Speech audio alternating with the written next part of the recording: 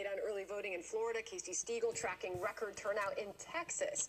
And Mike Tobin is in the swing state of Wisconsin, where President Trump will be holding a rally later in Kenosha, his third trip to the state in just the past week. Mike, why Kenosha? Good morning. Good morning. Well, clearly the president thinks it's important because this is going to be his second to last stop. But Kenosha was the closest of all the Wisconsin counties. 238 votes flipped this county for President Trump. Kenosha is a place that most Americans never heard of until the police-involved shooting of Jacob Blake, the riots and arson that follows. It's no secret that the president is going to hit on his message of law and order when he gets here. He hit on it when he was in Dubuque, Iowa last night. We will defend, protect, and preserve the American way of life. Joe Biden is the candidate. So why Donald Trump is dropping by Kenosha once more? It's really technically his penultimate, second to last, not penultimate, second to last destination. Right now, he's been actually running against the time. Running against the clock. He's been waging a race against the clock. So it means so much if he ever actually decides where to drop by. Why Kenosha in Michigan? And this area is very close to Wisconsin. Its border is adjacent to Wisconsin. And he's eventually going to go to Wisconsin. And he would actually come back to Kenosha. And not really Kenosha. Another destination in Michigan. Technically, he's going to start his day in Michigan, and he actually made it. He is expected to drop by Wisconsin, and eventually he's going to finish the day in Michigan again. That's really the schedule, as far as I know. It's a very meaningful 203 million votes out there, and this place is not really the randomly chosen place. It's been riddled with another police brutality event with Jacob Blake. Definitely, it's no secret that everyone knows, unless you've been actually coming from different era, President Donald Trump's interest in sticking to the law and order policy. He just really wants to build up a strong nation. And that type of pivotal message will be delivered. That's what it is expected, according to Mike Tobin from Fox News. He just explains that Donald Trump's emphasis on the strong law enforcement where to be the key agenda on the platter. He is not going to let Democrats' anarchy ruin the entire national security, and he's going to present himself as a defender of the system. Even though throughout the entire campaign, he's been more like an outlier, even after spending 4 years in the White House. Yesterday, he just actually depicted himself as a person coming from nowhere.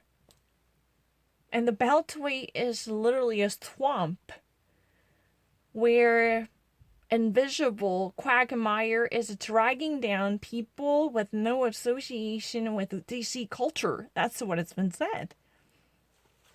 But now, when it comes to policing and police power, Donald Trump is going to focus on bringing peace back to local communities, no more riots, no more vandalism, and this type of an ammunition or gun control issue in relations to law enforcement, they were likely to be the key message sold by Donald Trump. It's really obvious.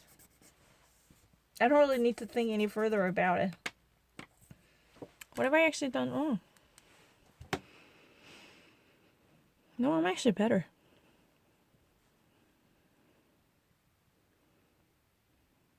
So not true. I'm actually better. Jacket, but calling it an Eagles jacket. Watch. I know Philadelphia well.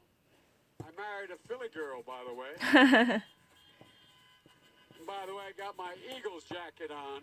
Really? That's great. Now, Biden's addition of Cleveland, Ohio was a late one, and one that his advisors say that while Ohio hasn't been the traditional battleground that we're used to, they have seen their numbers gain there, and they see it as an opportunity to expand their map, so to speak. Now, finally, Trace, you may have to bring a little bit of patience when it comes to getting those final results in Pennsylvania, because as it stands, as long as your ballot is postmarked by 8 p.m. tomorrow. It can be counted for up to 3 days. The president yesterday, talking to reporters in North Carolina, says that's something he intends to likely challenge legally. Trace? Griff Jenkins live for us in Wilmington. Griff, thank you. Griff Jenkinson. He actually mentioned something interesting. Joe Biden actually brags about his ties with the Philadelphia. I married a Philly girl, and I today wears, Philadelphia Eagles jacket. What do you think? What do you think about the emblem of Eagles on my jacket? That's what he says. It's been, Donald Trump even actually hosted a political event nearby the University of Pennsylvania, right? Everyone is really focusing on their ties and the connections with the region because Pennsylvania is a major battleground for sure. The recent addition to Joe Biden's tightly packed schedule is Cleveland, Ohio. According to the estimation by his campaign managers and workers, this is really great for them. It could actually create such a beneficial effects by expanding the map, so-called. Expanding the map means what? Joe Biden's influence is so overwhelmingly growing, so more and more states are likely to be tinged with blue. That's what it is about. Joe Biden not just simply actually carry this, not just simply wants to carry this magic number 270 delegates, but he just really wants to completely dye the entire neighboring region with the bluish tint. That's really expanding the map, so-called. It means if think about it, Ohio, Wisconsin, and Pennsylvania all should be under the influence of Democrats. Joe Biden carries this state and that state and this. He just really wants to at least put down more of a flag poles. Hey, I'm actually winning here and winning there. Let's try to actually do this in a monopoly, He just really wants to claim a greater terrain. It's really like playing the Monopoly, to tell the truth. But you know what? Do you know this? Donald Trump, as a property developer, just like Ivanka Trump, they really like to play Monopoly as a little kid. They really wanted to claim more blocks. That's true. I'm not lying. And then what do we have? But the thing is, we really need to have a patience because, especially in Pennsylvania, the actual mail-in ballots, that would arrive up until the 20th. That means 8 p.m. tomorrow. They're going to be possibly counted. So with the actual postmark that bears the date of 8 p.m. tomorrow, that's going to be accepted, even if that might arrive later than that day, within the margin of 3 days. That means the actual arrival dates can actually be varying from the first day after the election to the third day after the election. So within the scope of 3 days, whatever arrival date this mail-in ballot might choose, inadvertently, definitely, it's no one's wish, but accidentally or whatever, for whatever reason, then this would be likely to be counted. It's okay. But Donald Trump already expresses his desire to bring this case to court. Oh, I can never actually accept this type of validation.